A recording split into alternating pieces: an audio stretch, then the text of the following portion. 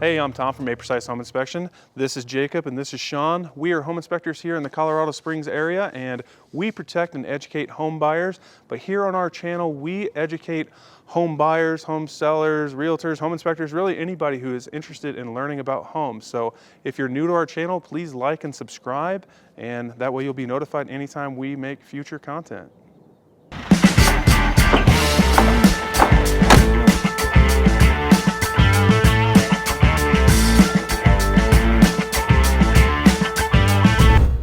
So in today's video, we're going to talk about how we inspect garages. One thing to keep in mind is that these are going to vary based on your area, so you may want to check with your local building department. Also, we're really just going to stick to the basics. We'll put some really helpful resources in the description, but this isn't going to include everything. So let's go ahead and get started. So we're going to begin our inspection of the garage door from the outside. Now, there was a lot of fatal accidents from garage doors in the early 90s involving children, so they are very regulated, and it's very important that we check them and check all of the safety features. It is the heaviest moving part inside a home, so kind of a lot that could go wrong with it. So we'll begin on the outside. We're going to check for damage to the panels. We're going to check for damage to the windows. We'll make sure that each panel is square and level in the framed opening, and then we'll also check our weather seals. So we have a weather seal across the bottom, one across each side, and one across the top. So that's where we'll start.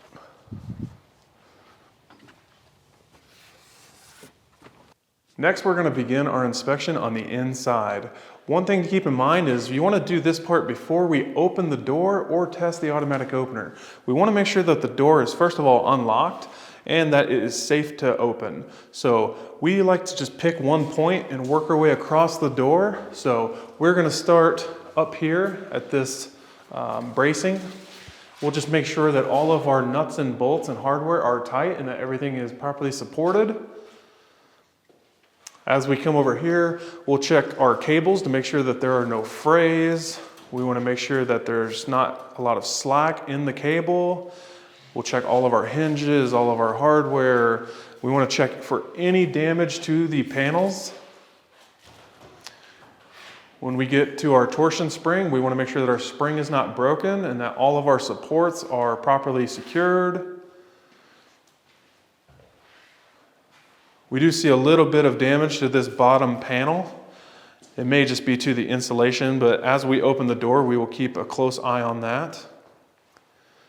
We'll look at our bottom corner brackets. Again, check our cable for frays or slack.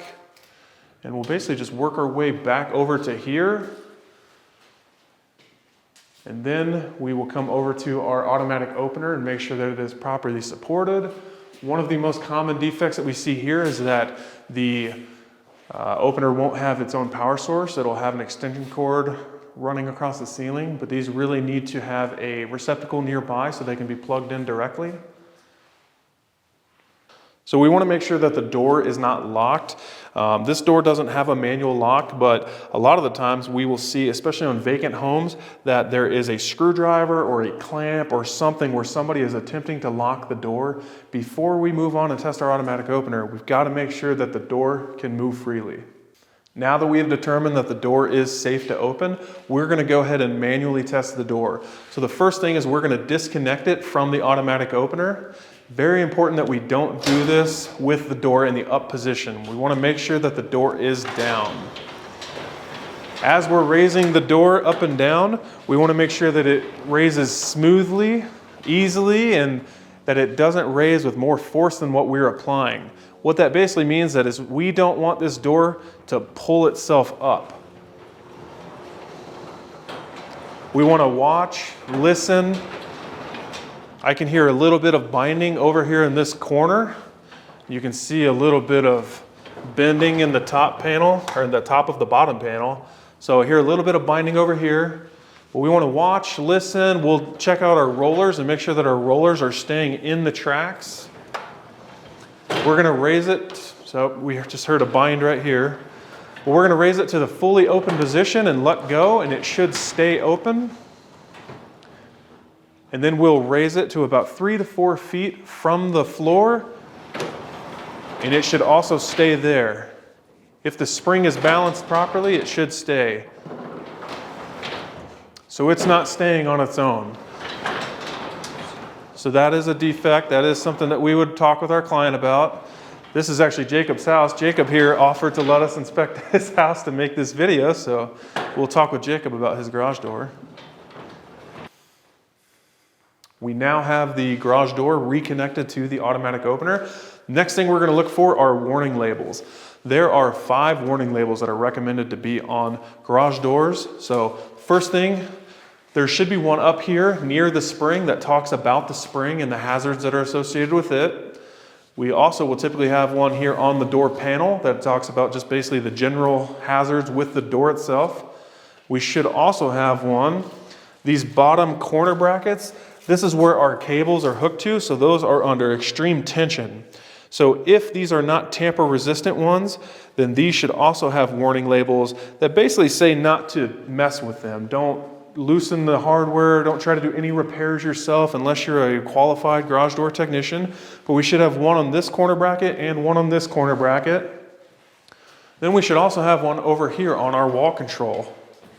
There should be one right here next to the wall control. So as you can see here, we didn't actually have any of the warning labels. This is something that can be easily fixed. You can typically order them from the manufacturer.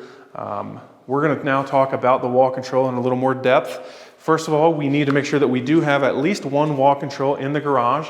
It also needs to be mounted where we have line of sight to the garage door while pressing it. Most garages, of course, that's not a problem, but we do come against some oddly configured garages where you can't see the door while pushing the button, so that is a concern. And then last but not least, from the bottom of the opener to the floor needs to be at least 60 inches. That way it is out of reach from little hands. We don't want children playing with it. Another safety feature that we'll talk about is going to be our emergency release handle. This is a handle that would be pulled in the event that somebody was pinned underneath the door. Big thing is you have to have one. We often find them where they're missing completely. We also want to have one that's easily identifiable, typically red in color, and then it should be no more than 72 inches from the garage floor. That's to make sure that it could be reached in the event of an emergency. The next safety feature that we're going to check is our photocells. Our photocells are essentially these lasers or beams that shine across the opening of the door, and in the event that somebody passes through it, it would automatically go back up if it were coming down. So big thing with these is that they should be no more than 6 inches from the garage floor. So you can see this one here is about 13 inches, so we would talk with Jacob here about having his sensors addressed. We want to make sure that our photocells are actually aligned at each other. If they are not pointed at each other, the door will not function properly. One helpful tip is that if you push the automatic opener button and the door starts to come down, but it automatically goes back up, it just will not come down past a couple inches, is they're probably not pointed at each other. You need to have that corrected. You can override it by holding in the button. So if you need to, just to get the door down so it's secured until you can get them aligned, hold in that button until it comes all the way down and then just let go. So in the event that the automatic garage door opener doesn't have any photocells at all, we always like to look at our opener and look for this data plate. This data plate's going to be on most openers, but you can see here that this one was manufactured in 2008. In 1992, it became federal law that these openers had to have those photocells. So if this was manufactured in 1991 or older, we would recommend them just as a general safety upgrade. But if it was 1992 or newer, we would consider that a defect and we would recommend having them added. So now we'll go ahead and just test our photocells. We'll have the door come down and we'll break that beam and make sure that the door automatically goes back up.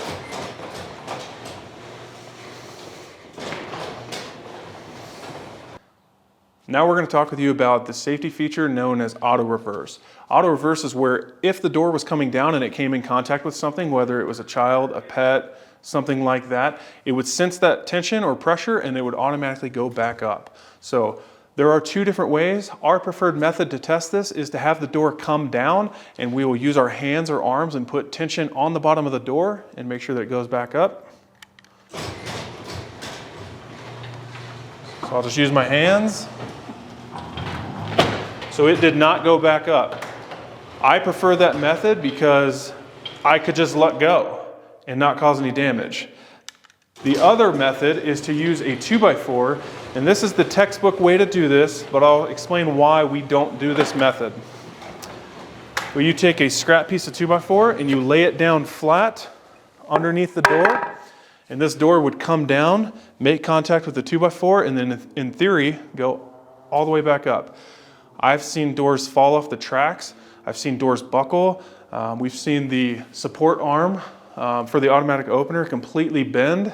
So this is definitely not the preferred method.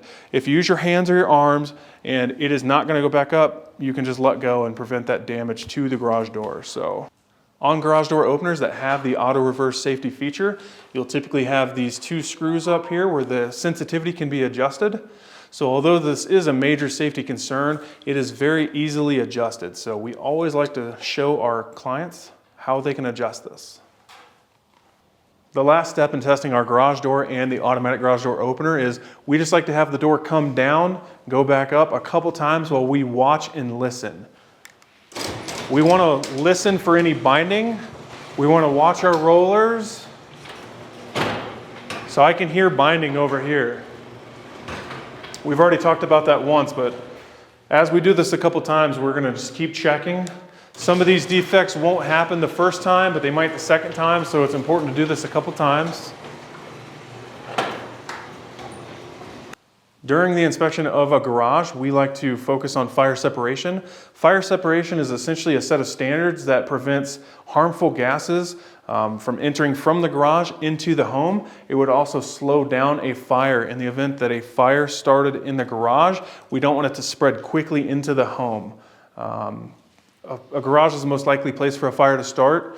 You know, you have gas cans, mowers, but we also have vehicles in here that could be running in the winter, maybe to warm them up, and we just don't want any of those fumes or gases from entering through the fire separation walls. So any of the walls in the garage that have living space on the other side, or if there is living space above the garage, those walls and that ceiling would be considered a fire separation wall. So the first thing we'll talk about with fire separation is our man door. This door should comply with fire separation standards. To do that, they have three options. The door needs to be solid wood and at least 1 3/8 of an inch thick. It could have a wood core or a honeycomb core steel door that is 1 3/8 inches, or it could be a 20-minute fire rated door. 20-minute fire rated doors will typically have a stamp on the inside or like a little plate that says that it is a 20-minute fire rated door. A lot of your building departments or local jurisdictions are going to require that they are self-closing. So as you can see here, these are self-closing hinges. So as you exit the garage, it closes on its own. We want to make sure that we have weather stripping.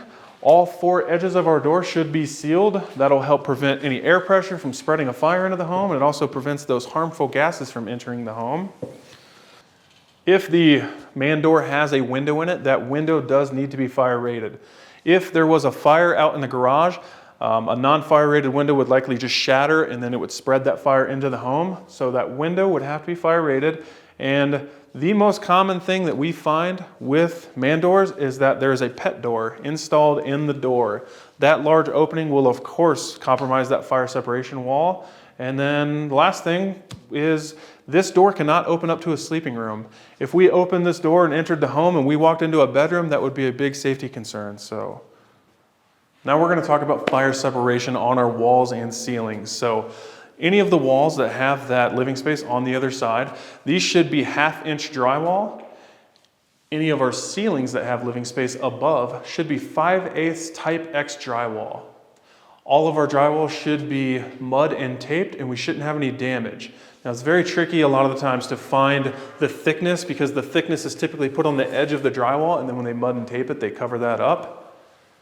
But we do want to look for damage and make sure that we don't have any holes or damaged drywall. If we had any wires, pipes, anything like that, anything that would penetrate through our fire separation wall should be sealed with a fire rated, whether it's a caulking, a sealant, a putty, something like that. And then if we have any large plastic pipes that penetrate through the fire separation wall, and you would typically see that for maybe a radon mitigation system or a central vacuum system, those are probably the two most common. Those plastic pipes, in the event of a fire in the garage, that pipe would melt. And then it would open up that large hole and spread that fire into the house. So there is something that we always recommend called a fire stop collar. What that does is if the pipe melted, it would expand and seal the hole with a fire rated material and prevent that air pressure from spreading that fire into the home. So just like the man door, the most common thing that we see with fire separation walls are pet doors. When the actual wall has a pet door installed in it so that the dog can come and go freely from the home into the garage, that is definitely a big compromise in the fire separation wall. We also see where maybe they did a plumbing repair and they put in a plastic access panel so that they can access that repair. We see wall-mounted speakers that are plastic. Anything like that you want to be very mindful of, because that can also be a compromise to our fire separation wall. This garage actually has living space above it, so we don't have an attic access in here, but if there is an access hatch to get into the attic in the garage, we have to determine if that attic goes over the living space. If when we go up into the attic, we can see over the living space, so it's one big shared attic, we need to make sure that our attic access hatch is also fire rated. What that would mean is no plywood, no particle board, no combustible materials can be used for that little access hatch. Drywall is definitely the most common one that is fire rated, so we just always recommend having those replaced with a piece of drywall to maintain that fire separation. In the event that in the garage we have a pull down attic ladder, we also need to make sure that if the attic space is shared with living space, meaning that the attic goes from the garage over the living space, it's one big shared attic, we have to make sure that our pull down attic ladder is also fire rated. 99% of the time those pull down attic ladders have a plywood cover, and they're also not sealed around them. So in order to prevent those harmful gases and the air pressure spreading a fire, we have to make sure that it's fire rated. They do make fire rated pull down attic ladders. In my career, I think I've seen two, but they have steel and they have weather stripping around them. So the most common repair that we see, people attempt to repair, I should say, is they will screw drywall to that plywood and try to create a fire separation. It still doesn't have a seal around it, and then that weight of that drywall can typically cause it to sag a little bit and create an even bigger air gap. So we always recommend having those replaced with actual fire-rated pull-down attic ladders. Now we're going to talk a little bit about HVAC equipment. HVAC equipment like ductwork, it can run through the garage, but we should never have any openings in the garage. What that would mean is if we had a duct that came out of the fire separation wall and came across and then went back through a wall, that's okay. The duct needs to be 26 gauge steel and all the connections need to be sealed, but we just can't have anything open up in here. If we had a dryer vent in here, a heat register, really a vent of any kind, whether it's makeup air, return air, anything, that's a compromise of our fire separation. So if we see a heat register in the garage, which by the way is the most common thing that we find, that's a big problem because the furnace inside the home cannot also heat the garage. If you want to heat the garage with a furnace, it needs to have its own furnace. We can't share. We're just cycling air from the garage into the home. So big fire separation compromise there. So definitely something that we would look for. Now we're going to go ahead and make sure that all of our receptacles inside the garage are GFCI protected. So we actually only have one in this garage, but we'll use an electrical tester that has a ground test feature. And we'll insert our tester, push our button to simulate a ground fault. As you can see, this one here is not protected. So we'll go ahead and talk with our client about that for Jacob. Now we'll go ahead and inspect our floors. So if you live in an area where you get snow, it's important to make sure that our floor is sloped towards the vehicle door. That way if you pull a vehicle in that's covered in snow and that snow melts, we want all the water to run that direction. If you look here, this is called a curb. But an easy way to make sure that the floor is sloped properly is to look at the curb. The curb will be poured level, and you can see we have a small gap over here, and the gap gets bigger as it goes down. So that kind of shows that slope. We'll also make sure that our expansion joint between our garage floor and our foundation is sealed. We want to look for any cracking or settlement. Here in Colorado, we have very expansive soils, so to see some settlement and some cracking is really not that big of a concern, but we do want to look for excessive cracking and settlement, and we want to look for any heaving. So we're getting close to the end of our garage inspection. One of the last things that we do is we like to take a bright white flashlight and we go around and we just check all of the walls and ceilings. We have a big emphasis here on moisture. We do see some moisture stains here. We know that we have a bathroom above us. So some of them are not as big of a concern because we're going to go into the home after this and we're going to stress test all of the plumbing. And towards the end of our inspection, we're going to come back out here with a thermal camera to see if any of that plumbing leaked. We want to try to narrow down if these are active leaks or just old stains. This is an unfinished garage, so it's very common to find water stains in an unfinished garage. If they happened when the build was being done, they would still be here because nothing was ever painted. But we'll take a flashlight and we'll just pick a point and we'll go around, and having that bright white flashlight really helps pick up a lot of detail that you can't see with the naked eye. So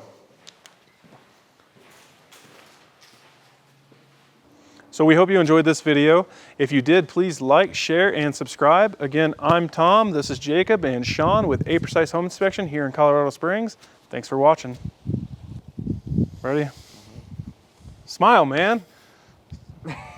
That is my smile. Again, I'm Tom with A Precise Home Inspection. This is Jacob and Sean, and nope, that sucked. And that sucked. And that was terrible. Take a lap. Pick my nose on camera. All right.